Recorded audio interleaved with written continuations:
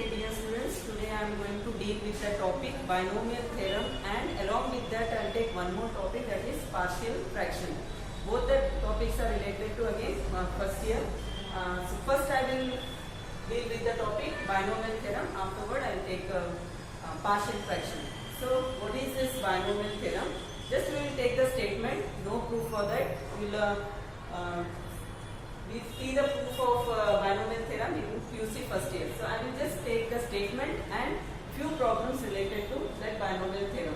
Now first we know that if I take x plus, you know that what is a binomial expression? So binomial expression is a plus b, 2a plus b minus 1 by 2a plus b. You can use any variable having two terms is called as a binomial expression. So in this binomial theorem we will take what is raised to. If it is raised to n is a natural number, that is n belongs to n. So for that, how this binomial theorem is derived, that we will see first. All of you know that if I write a plus b raised to 0, this is equal to 1. We know that any term raised to 0 is equal to 1. If I take next one, a plus b raised to 1, this is equal to a plus b. Similarly, a plus b raised to 2, this is equal to a square plus 2ab plus b square. The third one is a plus b whole raised to 3 is equal to, it is a cube plus b cube plus 3a square b plus 3ab square. If I take a plus b raised to 4, we can solve it. How we can express this one? A plus b whole square whole square. So when you expand it, you get the term. Similarly, if you take in general, now what is the observations here? A plus b raised to 0, it is equal to 1. A plus b raised to 1, 2 terms. A plus b raised to 2, 3 terms you are getting. A plus b raised to 3, you are getting 4 terms. Like this, a plus b raised to 4, if you expand it, you will get 5 terms. In general, by seeing this observation, what is a plus b raised to n? This is the binomial theorem. We have to see what is the expansion of a plus b whole raised to n. That expansion itself is called as a binomial theorem. And remember that we are taking here n as a positive integer, or we can say n belongs to n, that is a natural number. So what is the expansion? So for that expansion, just one term I want to explain you, that is combination word is there. Again in the first year you will learn in detail about this permutation and combination. So combination is needed for the expansion of a plus b whole raised to n. In that you will get one formula, NCR, that is equal to n factorial divided by r factorial n minus r factorial. I will not go according to this formula, because to explain this NCR again I need the factorial. So what is the simple way? Suppose if I take 5c2, remember that n is greater than or equal to r. Here n is greater than or equal to r. So I will just take one example, 5c2. Without formula, how you can explain this one? What is the number here? 2. So 5, the starting number you write here, into 1 less than 5, it is 4.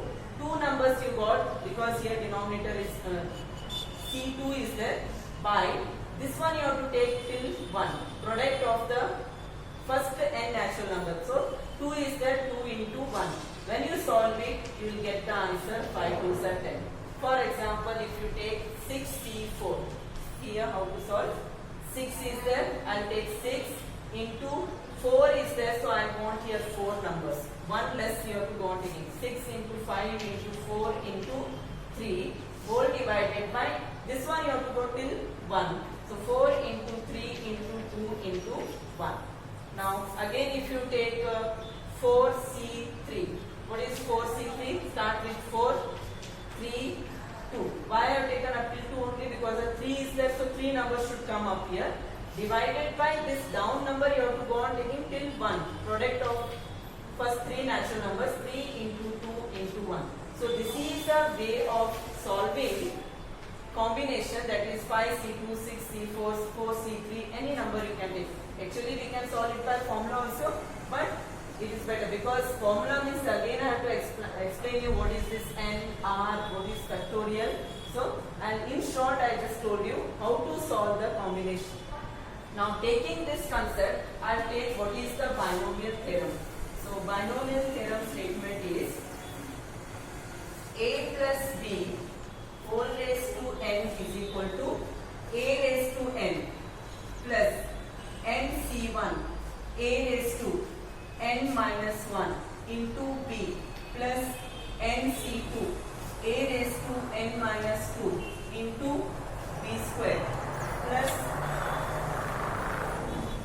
nc3 a raised to n minus 3 into b cube and so on.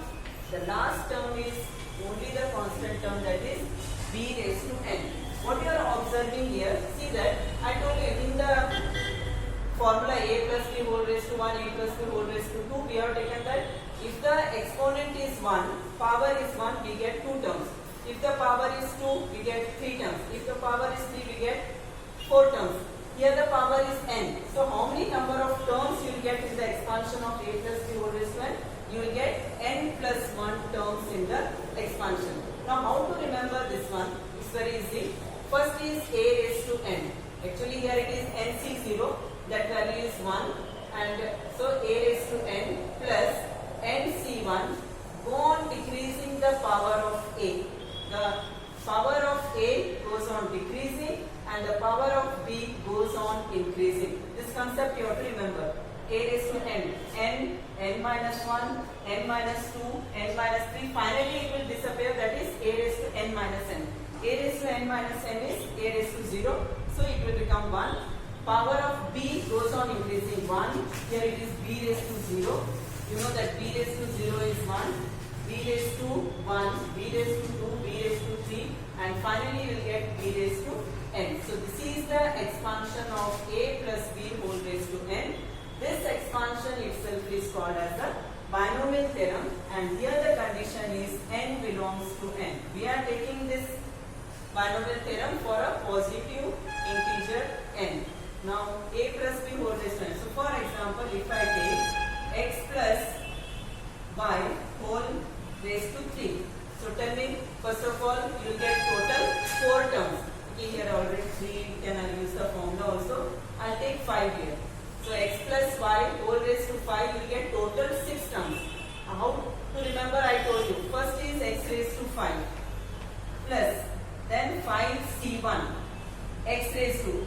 Once you remember this one, the power of 5 decreases and the power of y increases. So here y raised to 0, here y raised to 1. If you remember this much, without saying this one, you can write the answer. So next one will be 5c2 x raised to 3 y square plus 5c3 x raised to 2 y raised to 3 plus 5c4 x raised to 1 power less, it is 1 y raised to 4 plus 5c5 x raised to 0, it will become x raised to 0 and x raised to 0 is 1 and y raised to 5.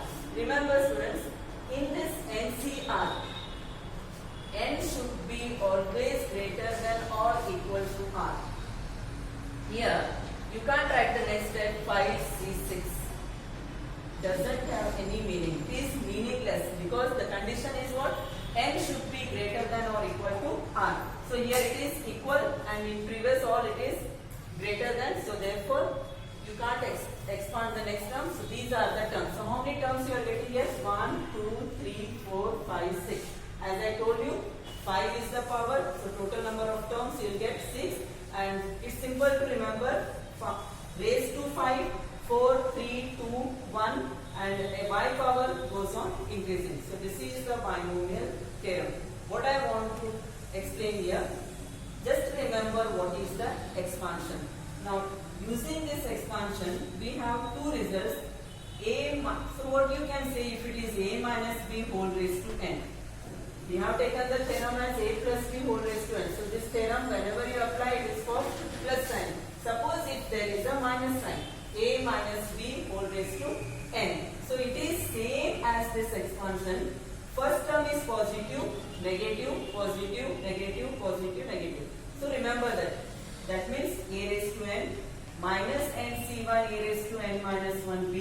Then take after minus plus nc2 a raised to n minus 2b square. Then after plus minus nc3 a raised to n minus 3b raised to 3. Like this you have to go on expanding same way as you did a plus b whole raised to n. Only that first plus minus plus minus plus minus, that is the expansion of a minus b whole raised to n. So here again n is a positive integer. Now seeing this expansion, here it is minus 1 whole raised to n b raised to n, because we don't know n is even or odd. So according to that we will get last term whether it is positive or negative. When you add these two, okay, I take this one as equation 1 and this one as equation 2. When you add this one, a plus b whole raised to n plus a minus b whole raised to n. Adding these two, what happens here?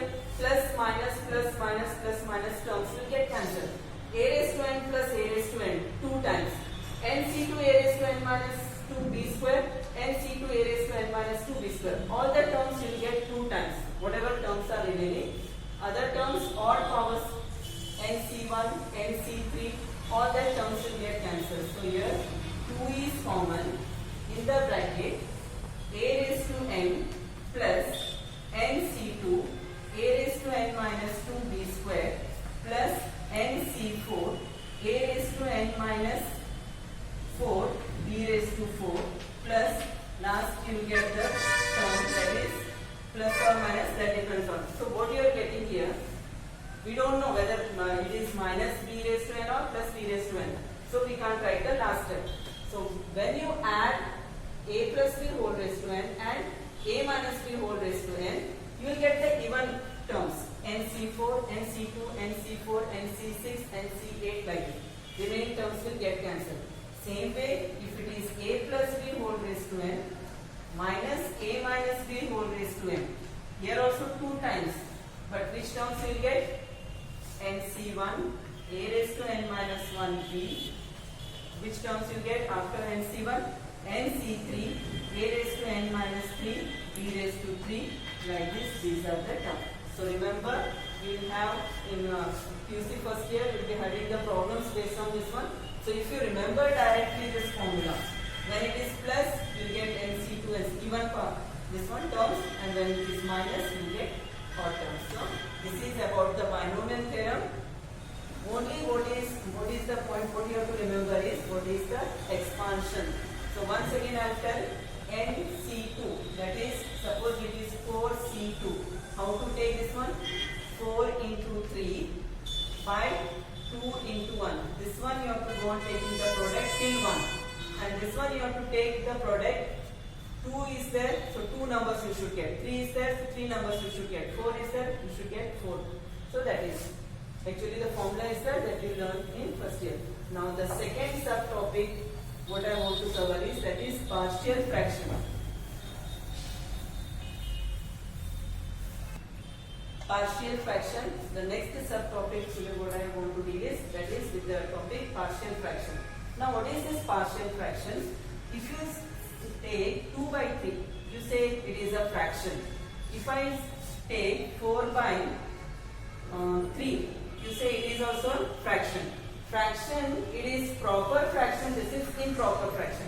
If the numerator is less than the denominator, it is a proper fraction. If the numerator is greater than the denominator, it is called improper fraction. But what is the this one partial fraction, or before partial fraction, we will take it as a rational function. Now what is the meaning of this rational function?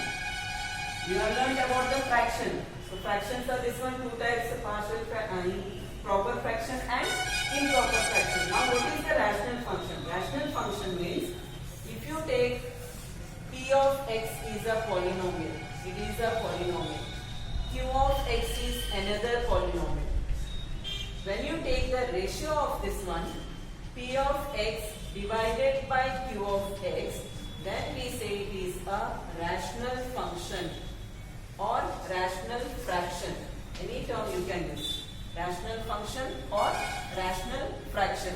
Now polynomial. You know what is that polynomial? Polynomials are x cube plus 3x square plus 2x plus 1, x plus 2, square plus 4x plus 1. These are all polynomials.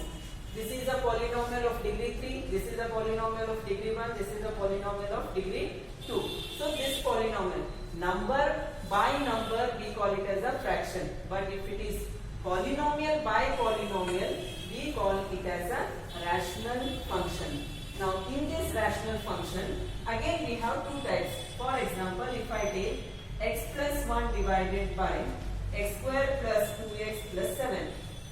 This is a rational function. In this rational function, what is the degree of the numerator? 1. What is the degree of the denominator? 2. If the degree of numerator is less than degree of denominator, we call it as a proper rational function. It is called as a proper, same concept, how you take in numbers that the numerator is less than the denominator, but here the degree, we use the word degree of numerator is less than degree of denominator, we call it as a proper rational function. And next one is, if I write x square plus 1 divided by x minus 2, suppose. This is also a rational function. But here what is the degree? Degree of numerator is greater than degree of denominator. This is called as an improper fraction. We call it as an improper rational function. So these two are very important. Remember, what is rational function? Polynomial by polynomial, we take, that is called rational function. If the degree of numerator polynomial is less than the degree of denominator polynomial, we call it as a proper rational function, and it is called as an improper rational function. Now, one more important point, every improper rational function, see once again I am telling, the improper rational function means degree of numerator is less than, greater than degree of denominator. So every improper rational function can be expressed as a polynomial plus rational number. Rational number, or you can take any real number. What is the expression here? Improper rational function. Every improper rational function can be expressed as a sum of a polynomial and a real number or a rational number.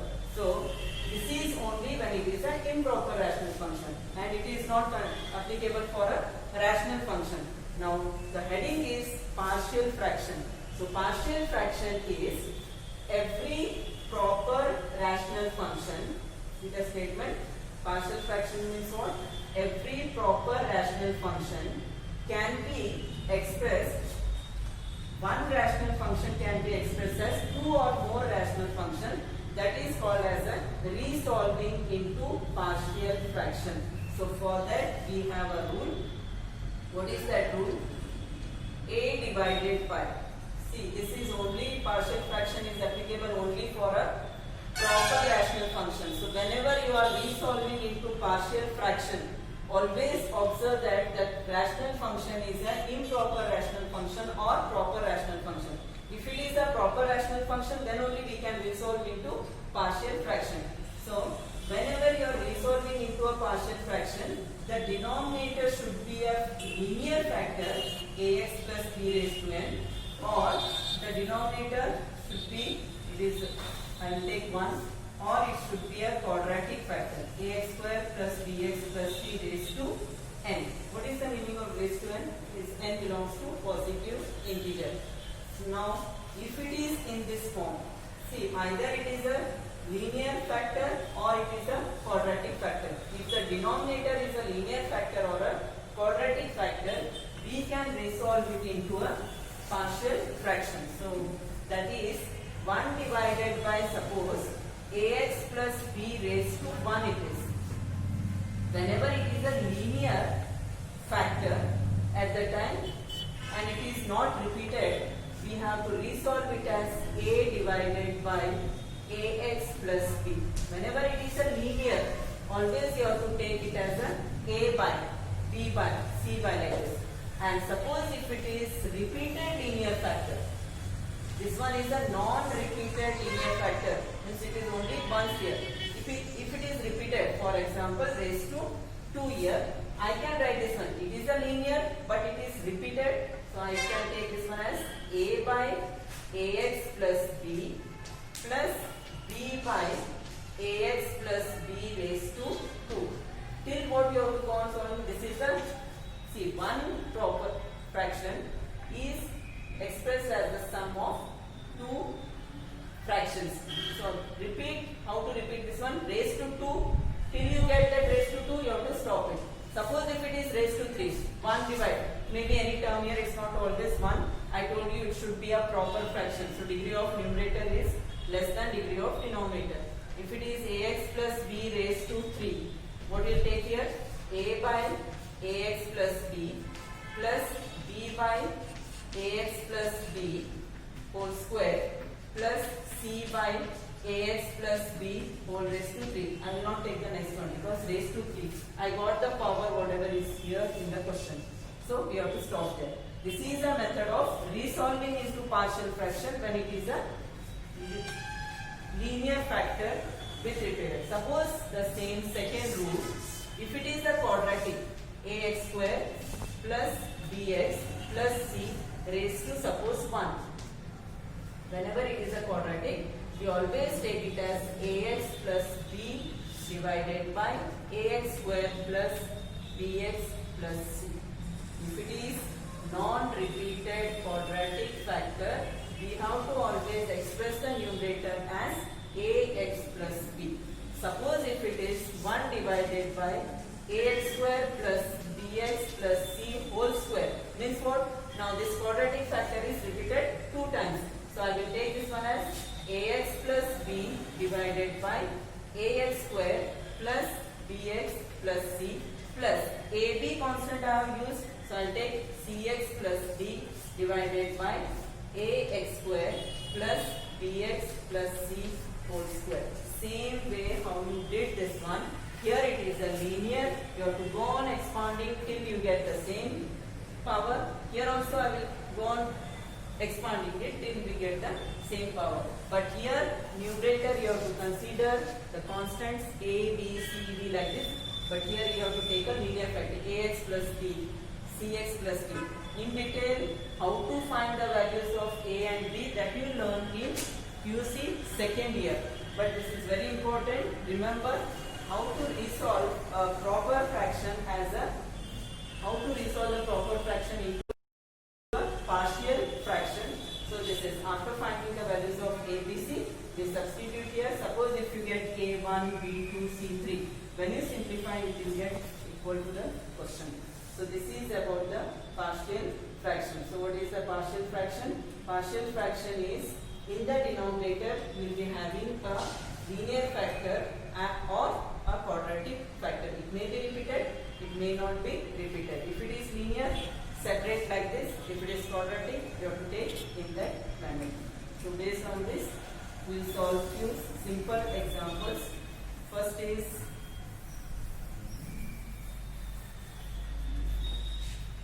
one divided by x plus 2, x plus 3. Suppose this is a question. Resolve into partial fraction. This is the question. This is one fraction. I'll split this fraction into 2. So this is equal to, now according to the rule, this is a non-repeated linear factor.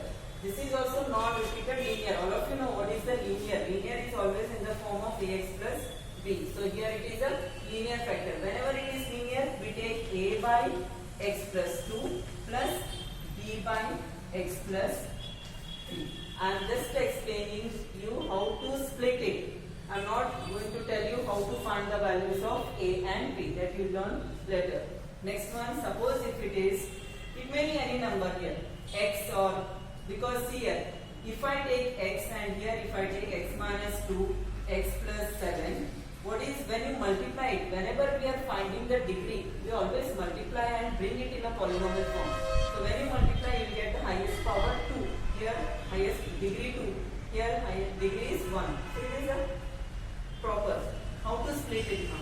a divided by, why I am taking a? Because it is a linear factor, x minus 2 plus b divided by x plus 7. This is a linear, this is also linear, so a, b. Suppose if I take x plus 1 divided by x plus 2 whole square, x plus 7. Here it is repeated. So a divided by, see this is a repeated linear factor. How many times it is repeated? 2 times. So a by x plus 2 plus b divided by x plus 2 whole square. This is about x plus 2 whole square. Now one more is there. So next c divided by x plus 7. Students, just to learn how to split it. How to find the values of a and b, that will teach you later. And if it is quadratic form, x divided by x square plus 2x plus 1. This is what? Again a proper fraction. Degree of numerator is less than degree of denominator. If I write x square plus 1 also, it is a quadratic. Quadratic, and it is non-repeated. It is not 2 times, 3 times, non-repeated. So how to split? Ax plus b divided by x square plus 1. And one more example, if it is x divided by x square plus 1 whole square, x plus 7. Now both you are getting the terms. Quadratic also, repeated plus linear. So I am taking this one. Quadratic means ax plus b. Whenever it is quadratic, up you have to take in the form of ax plus b divided by x square plus 1 plus cx plus b divided by x square plus 1 whole square. I told you, you have to go on till you get the same power. Plus there is a linear. Linear, whenever you are taking, you take a single constant here. So a, b, c, d you have used here. You take t divided by x plus 7. So this is all about partial fraction.